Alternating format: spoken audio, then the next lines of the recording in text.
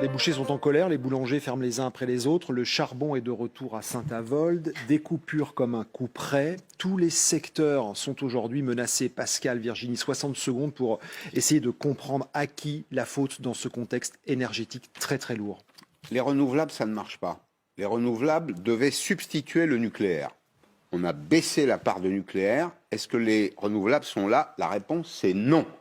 Aujourd'hui, on fait de l'électricité avec du charbon et avec du gaz. Le calendrier du désinvestissement nucléaire, 1982, Mitterrand, Plogoff.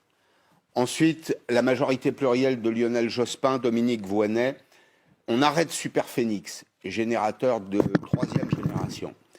Ensuite, François Hollande décide d'interrompre Fessenheim. On désinvestit massivement le nucléaire, gouvernement de gauche, avec parfois la complicité de la droite, d'une droite un peu molle quand même, hein, qui a l'écologie honteuse.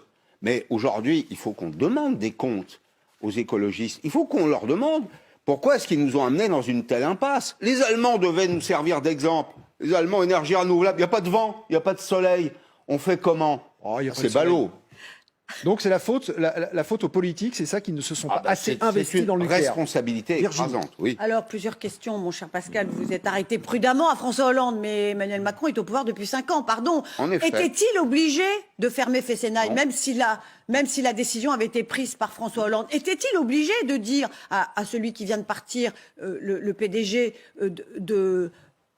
Oui, Monsieur Lévy. Pardon, oui, exactement. Le PDG d'EDF. Le PDG d'EDF. Était-il obligé de lui dire on va fermer les tranches progressivement? On a vu l'affrontement auquel se sont livrés les deux hommes il y a quelques semaines, qui était très violent sous des airs comme ça, très poli. C'était très violent. Jean-Daniel Lévy disant moi on a cessé de me dire il faut fermer, il faut désinvestir. Résultat des courses, aujourd'hui, pardon, et j'en termine, on a 27 sur 56 réacteurs qui sont à l'arrêt. Problème de corrosion, problème de fissure, problème de main-d'œuvre. On est obligé d'aller chercher de la main-d'œuvre au Canada et aux États-Unis. Et là, on dit ah, zut, c'est la guerre en Ukraine. Non, ce n'est pas que la guerre en Ukraine. Non, c'est pas la guerre en Ukraine. Et aujourd'hui, on a Mme Voynet, vous vous rappelez, Mme Voynet, qui était ministre de l'Environnement de Lionel Jospin, qui se marre. D'ailleurs, elle est au passage, aujourd'hui, à l'ARS à Mayotte.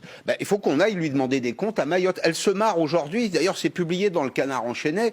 Elle dit, je vais vous raconter comment, finalement, j'ai cornaqué Lionel Jospin, comment j'ai forcé l'arrêt de Superphénix. Mais une fois encore, attendez, la communauté nationale, elle paye tout ça. On a tout à l'heure évoqué le cas des bouchers, mais on pourrait parler des boulangers, des industriels. On est en face d'une désindustrialisation française qui est liée notamment à l'explosion des prix de l'énergie. Les Américains, Emmanuel Macron va aux États-Unis, les Américains attirent tout le monde parce qu'ils ont une énergie pas chère.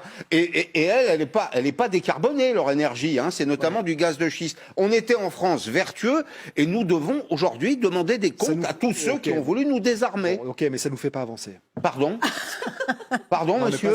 Non, mais Pascal, on ne demander des erreurs du passé. Oui, non, mais ok, mais bon, là, aujourd'hui, les bouchers, là. Aujourd'hui, faut demander à l'État de garantir, là. Faut demander à l'État de garantir le prix. Attendez, c'est pas les Français qui ont fait ce choix-là. C'est les élus de la République qui ont fait ce choix-là. C'est à eux, représentants de l'État, qu'il faut demander des comptes aujourd'hui. C'est à eux d'assumer leurs responsabilités. C'est pas aux Français de base de payer un kilowattheure à un prix prohibitif. C'est pas aux industriels non plus, ni aux salariés des industriels à le payer en termes d'emploi. Ce qu'on découvre de l'état du parc nucléaire français aujourd'hui, on le découvre à cause de la guerre en Ukraine. Mais on l'aurait peut-être pas découvert sans la guerre en Ukraine.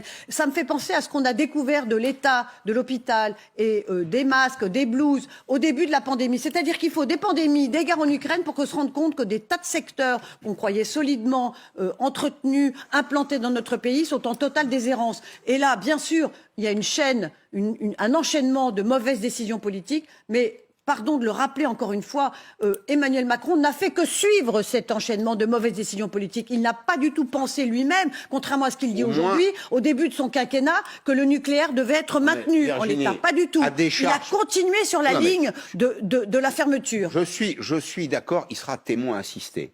Il ne sera pas mis en examen. Je n'établis pas de hiérarchie dans les responsabilités, c'est les mêmes. Non, parce que au moins, vous avez là, pour une fois, alors que François Hollande aurait pu faire le même calcul, un président de la République qui s'aperçoit qu'on est dans une impasse. Il s'aperçoit parce qu'il y a une guerre. Mais sinon, il s'en serait pas vraiment aperçu. Écoutez, moi, je pense malgré tout qu'on serait revenu dessus, parce que c'était un non-sens. Mais pour une raison extrêmement simple, Virginie. Oui, j'ai compris.